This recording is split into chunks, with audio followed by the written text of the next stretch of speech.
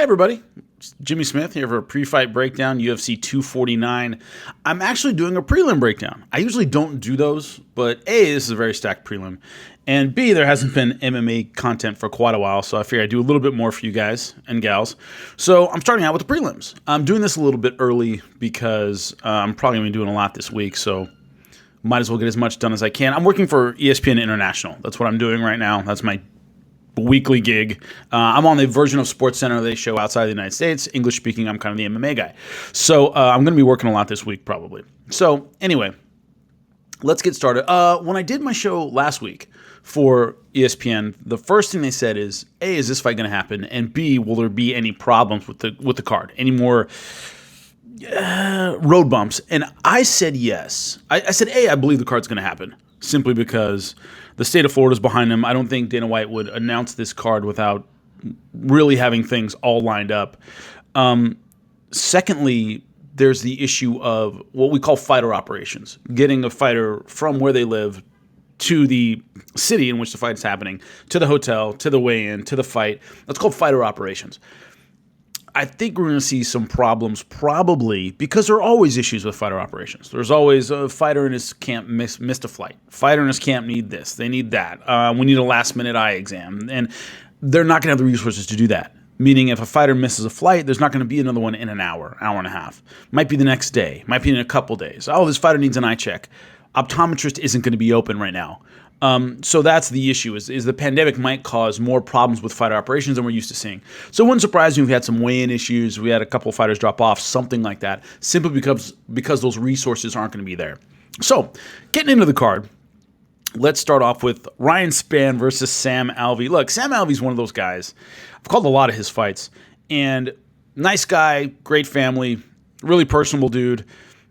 Never had any physical gift that made him spectacular. He kind of carved a career out of being in the middle, which is weird in MMA. That hardly ever happens. Is someone just kind of stays floating around in the middle, not even close to a title shot, not even close to elite status, and makes pretty much an entire career out of it. I was trying to think of other examples. I was thinking about this, like Gleison Tibau, a guy who just had a ton of fights in the UFC, never really close to the top, wasn't even you wouldn't even call him a contender or elite, but always in it in the middle. And Sam Alvey just kind of carved a career out of that. The problem is he's lost 3 in a row. He didn't have a lot of athletic tools to fall back on anyway, so it isn't like, oh man, he could really have one of those throwback performances. He never had brilliant performances. He was never crazy, powerful, super fast, anything like that.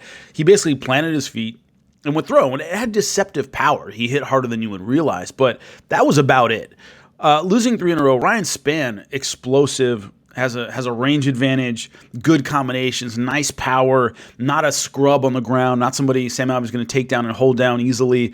I think this is Ryan Spann's fight. I think he probably finishes Sam Alvey. That might be it for Sam Alvey in the UFC. 4 in a row, that's usually the death knell. So a guy like Sam Alvey who's never shown greatness, and it was solid all the way around, but never shown greatness anyway. 4 in a row, I think he's done. But I think Ryan Spann wins this probably by knockout. Charles Rosa versus Bryce Mitchell. This is one I went back and forth on a lot. Charles Rosa, interesting. Both the guys have an interesting kind of almost Wonder Boy kind of style with their stance. They like to throw a lot of side kicks. Charles Rosa has fought the better talent, but he's generally come up short. Bryce Mitchell is undefeated, but hasn't fought anyone of note. If you've seen these breakdowns before, that's a classic lineup in the UFC. Is this guy's beaten a lot of fighters, had great performances. This guy has beaten a lot of fighters as well, but he's faced top UFC talent, and he hasn't necessarily come out on top. The last time we saw Charles Rosa was against Benavidez, and he beat him by armbar. Now, Bermudez, Manny Bermudez. I got to talk about that. When I watched that fight the first time, I remember thinking Bermudez is in triangle armbar trouble the whole time. He was there in between the legs and didn't seem worried about the armbar of the triangle. And so he kind of hung out in the middle, and he got armbarred. And it was just incredibly stupid on his part. And Charles Rosa just stayed persistent with his guard attack and got him, but Bermudez was almost daring him the entire time to commit to the armbar in the triangle. Maybe thought he could counter and get a guard pass out, but if you watch that fight, he's right there in that middle position, legs around his head, working some ground and pound the whole time. And all Rosa did was switch his hips and get the armbar. So it was more of a bungle by Bermudez to me than anything great on the ground by Rosa. I mean, it was pretty basic stuff. But this is a very interesting fight. One thing is that Rosa's stand-up style can be a little passive. He can kind of back up and counter. We saw that early in the Bermudez fight. And Mitchell is a bit more aggressive. He's a bit less of a counter guy. He likes to initiate a little bit more. I think that might cost Charles Rosa against a young, hungry guy looking to kind of make his mark in a crowded division, which is Bryce Mitchell. I think Mitchell takes this fight probably by decision, but I think Charles Rosa's willingness to kind of back up and give space, I think is going to catch up to him in this fight. And also, Bryce Mitchell won his last one by twister. He's no scrub on the ground. Vicente Luque versus Nico Price. This is a good one. Vicente Luque came up short against Wonderboy Thompson. My big question in this fight is this is a rematch. Vicente Luque beat Nico Price by Darce choke before. Nico Price is deceptively strong. He's tall, he's lanky, he's kind of wiry, but man, he can hit hard.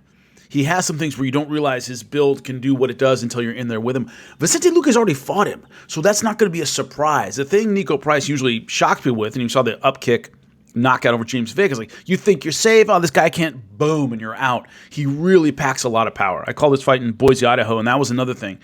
He could really hit you hard and do damage from weird, funky angles.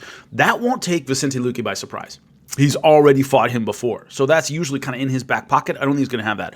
Also, Vicente Luque off the Wonderboy Thompson fight, the question to me, question number 2, is not just will he be ready for Nico Price? I think yes, because Nico Price's surprises won't be surprising. Vicente Luque coming off the Wonderboy Thompson fight, will he mentally be kind of down, right? Big fight, big name, could have propelled him into contender status, and he lost. Will that be a factor mentally? I'm betting no. I think Vicente Luque came up short, but there were competitive moments in that fight. It wasn't a blowout. Wonderboy finished strong, but Vicente Luque in the beginning was having some success against a very tricky striker, doing some damage, and he came up short against a veteran name. So I think it's one of those things where he's mature enough to realize that was a learning fight. He has many steps forward to go, and that won't hold him back that much. I'm going with Vicente Luque in the rematch. Oh, Jacare versus Uriah Hall. Now, Jacare, one of my all-time favorites. Lucky enough to train with the guy for a bit. He's, world champion in jiu-jitsu, explosive stand-up, everything. What I see in this fight with Uriah Hall is Jacare is a better fighter than Uriah Hall. All things being equal, I go with Jacare 9 times out of 10 in this fight. Things aren't equal. The issue to me is, does Jacare have it mentally? Is his heart still in fighting? He's had some really disappointing performances in his last few fights. We start out with Kelvin Gastelum, where he started off winning the first round, almost got an armbar at the end, and then completely ran out of gas and lost the last 2 rounds. I know it was controversial. A lot of people thought thought he won the last round, but he didn't seem mentally focused in that fight. After the first round, it was like he was done. Obviously, came back and knocked out Chris Weidman, but remember, he was losing that fight until he got the knockout. And then, terrible performance against Jacare Manson, a snoozer against Blachowicz. How much is he in it? I think he's the better fighter, and he has more skills. He can do more, but I just don't know how much he has left. Does he have enough left to beat Uriah Hall? That's the question. Now, Uriah Hall is one of those guys. I think too much was put on his shoulders too early. This is a guy, remember, The Ultimate Fighter, Dana White was comparing him to Anderson Silva and all this stuff. And as a young kid, not many fights, that was just too much pressure for him. We saw it in the Ultimate Fighter finale against Kelvin Gastelum.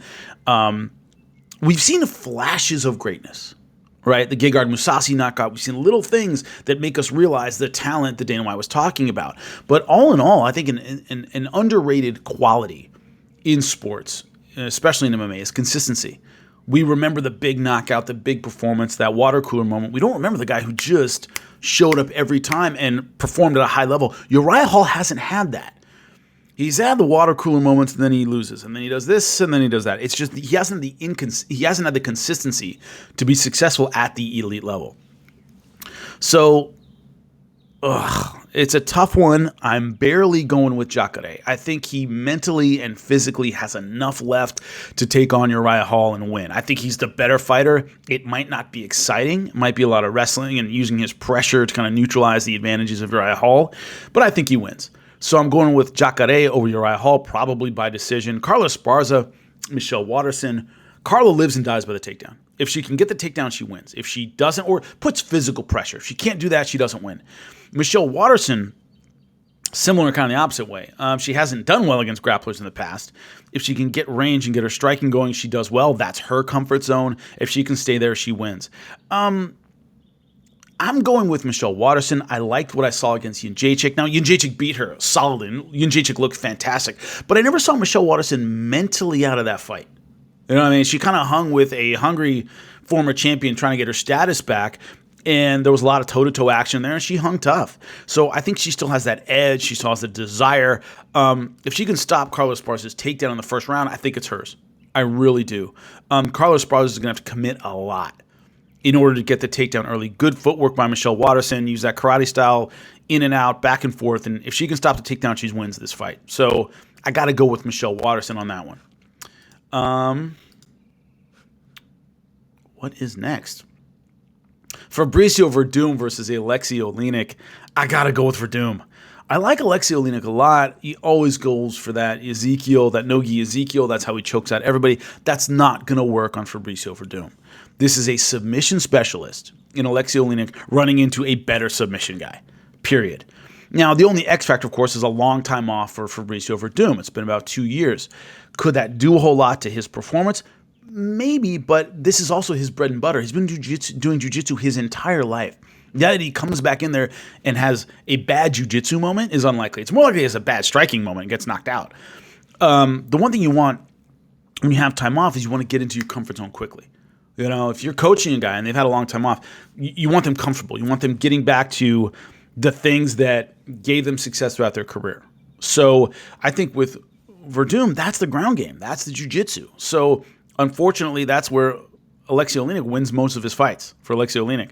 So I think Verdum makes this a jiu-jitsu match, and he has a superior jiu-jitsu, and he wins. That's really what I think. I think he sticks to basics, unless he does something really stupid, which is run out like he did against Stipe and try and get a quick knockout and get clipped and caught against a guy who's not a knockout puncher in Alexei Oleinik. I think he wins this, and he wins it on the ground. So it's just a matter of Alexei Oleinik's specialty running into a guy who's better at it than he is. Anthony Pettis, Donald Cerrone. This is a hard pick for so many reasons. The reason it is that both of these guys are on the downside of their careers, and that's just being honest. I'm not trashing either guy. Pettis got further in his career, obviously a champion at 155, but you could argue his fall was a little bit steeper. Donald Cerrone has been plagued by the same problems his entire career, which is underperforming in big fights. Mentally, he's not always there. You know, I don't have to explain to MMA fans about Cowboy Cerrone. So it's a matter of these things kind of colliding at the right time. So who's got more left? I mean, they don't have what they once did. Who has more left in the tank? Who gets kind of up for this fight? Who had a better camp with all these issues going on? There are a lot of X factors here. So let me walk through my logic here. This is exactly the position Cowboy Cerrone usually does well in. Top of the prelims for a big card, or or main event for a UFC fight night. This is where he really tends to shine and do his best work. So put that for Donald Cerrone. This fight's at 170. Donald Cerrone's naturally a bigger guy. Anthony Pettis is not a natural 170. I mean, Cowboy's not a natural 170 either, but he's bigger than Anthony Pettis. I think this weight class suits him a little better. But stylistically, Anthony Pettis, his style has been Donald Cerrone's kryptonite. Remember, this is a rematch. Pettis knocked him out last time. Beautiful liver shot. But it's one of those things where the slick, versatile counter-striker who can do a lot of things, who has good footwork and confidence, a bit unorthodox, Cerrone's never done well against those kind of guys. And that's the kind of style Anthony Pettis brings. But Pettis, of course, coming off a really disappointing loss and a disappointing streak right now, 2 in a row. He's lost 3 out of his last 4. And basically the knockout over Wonder Boy is the one thing, the bright spot of his last several fights. So he's not doing great. But Cowboy Cerrone coming off a shellacking against against Conor McGregor, where's his head? Now, the one thing is Cowboy's used to underperforming big fights and coming back and winning, so it may be less of a thing for him. I don't know. So it's just so many question marks. Who am I going to go with? I mean, it's tough who to go with on this one.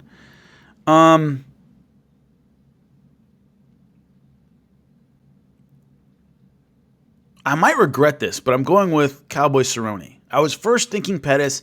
I'm going with Cowboy Cerrone. Like I said, I think both guys are on the downside. They aren't what they once were. I think Cerrone, because of the positioning of this fight and where it is, has enough in the tank to take out a fading Anthony Pettis. But it wouldn't surprise me at all if Pettis comes out, looks slick, and has another great knockout over Donald Cerrone. It's certainly possible. But I think right now Cerrone has one little bounce back left in him. So going with Donald Cerrone in the main event of the prelims, but we will see how it goes. Anyway, that's your prelim breakdown. Really appreciate you guys, and I'll be back for the main card soon.